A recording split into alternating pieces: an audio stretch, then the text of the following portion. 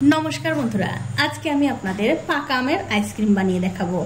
आशा करी এই आइसक्रीम बानानो देखार पर आपनादेर भालो लागबे। तो आइसक्रीम बानानोर जोन्नो सबार आगे लागबे आमादेर दूध। एखाने आमी हाफ केजी दूध नियेछि। এখন এই দুধটা আমি একটা কড়াইয়ের মধ্যে দিয়ে দিলাম। দিয়ে গ্যাসের ফ্লেমটা বাড়িয়ে দিয়ে এই দুধটা খুব ভালো করে জাল দিয়ে একটু ঘন করে নেব। তো এই দেখুন দুধটা কিন্তু আমি খুব ভালো করে জাল করে নিয়েছি। দেখতেই পাচ্ছেন দুধের মধ্যে কিন্তু বলক চলে এসেছে। এখন আমি এর মধ্যে দিয়ে দিচ্ছি হাফ কাপ চিনি।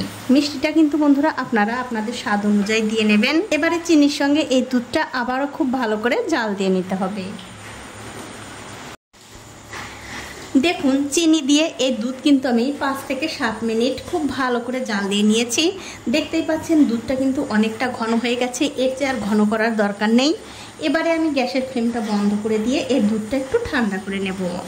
এখন দেখতে পাচ্ছেন দুটো আমি পাকা আম নিয়েছি। এখন এই আম দুটো আমি কেটে নিচ্ছি। তো এই দেখুন আমগুলো কিন্তু আমি কেটে নিয়েছি। এবারে একটা ছুরি দিয়ে এই আমের মাঝখান দিয়ে ঠিক এরকম করে একটু কেটে নিতে হবে। তারপর একটা চামচ দিয়ে এই আমগুলো খুব ভালো করে তুলে নিতে হবে। দেখুন ঠিক এরকম করে। আবার আপনারা এই আমটা না কেটেও কিন্তু চামচ দিয়ে ঠিক এরকম করে তুলতে পারেন, কোনো অসুবিধা নেই।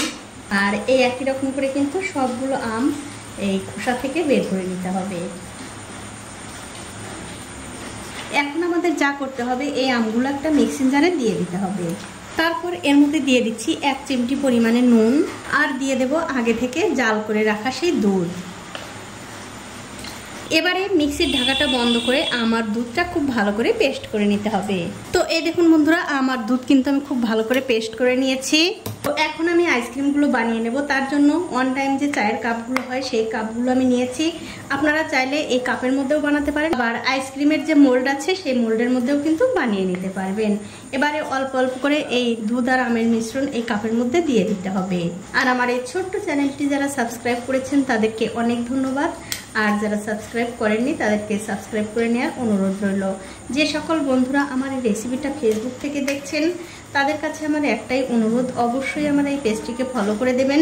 তাহলে যখনই আমি নতুন কোনো ভিডিও নিয়ে আসবো সবার আগে কিন্তু আপনিই দেখতে পাবেন। তো এই দেখুন সবগুলো কাপের মধ্যে কিন্তু আমি মিশ্রণ ঢেলে দিয়েছি। এবারে এরকম ফয়েল পেপার দিয়ে এই কাপগুলোর মুখ খুব ভালো করে ঢেকে দিতে হবে। সবগুলো কাপের মুখ কিন্তু আমি খুব ভালো করে বন্ধ করে দিয়েছি, মানে ঢেকে দিয়েছি।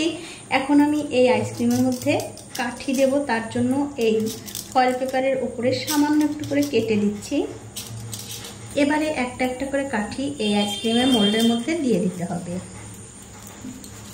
এতে করে দেখতে কিন্তু বন্ধুরা একদম হুবহু দোকানের মতো লাগবে। তো সবগুলোর মধ্যেই কিন্তু আমার কাঠি দেওয়া হয়ে গেছে। এবারে এই আইসক্রিমগুলো আমি সারা রাত ডিপ ফ্রিজে রেখে দেব। তো পরের দিন সকালবেলা আমি আইসক্রিমগুলো বের করে নিয়েছি। এখন আমি এই মোল্ড থেকে, মানে এই চায়ের কাপের মধ্যে থেকে আইসক্রিমগুলো বের করে নেব।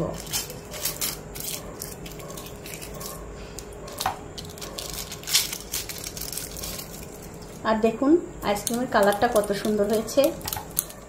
এখন হাত দিয়ে এরকম করে একটু টানলেই কিন্তু আইসক্রিমগুলো এই কাপের মধ্যে থেকে বের হয়ে আসবে। দেখুন কত সুন্দর হয়েছে। আপনারা কিন্তু বাড়িতে একদিন হলেও বানিয়ে খেয়ে আমাকে কমেন্ট করে জানাবেন আপনাদের কেমন লাগলো। এই দেখুন বন্ধুরা এক এক করে কিন্তু আমি সবগুলো আইসক্রিম বের করে নিয়েছি। তো আমার আজকের এই আইসক্রিম বানানোর ভিডিওটা যদি আপনাদের ভালো লেগে থাকে তাহলে অবশ্যই একটা লাইক, কমেন্ট আর শেয়ার করতে ভুলবেন না। আজ এই পর্যন্তই, দেখা হবে অন্য কোনো নতুন ভিডিও নিয়ে।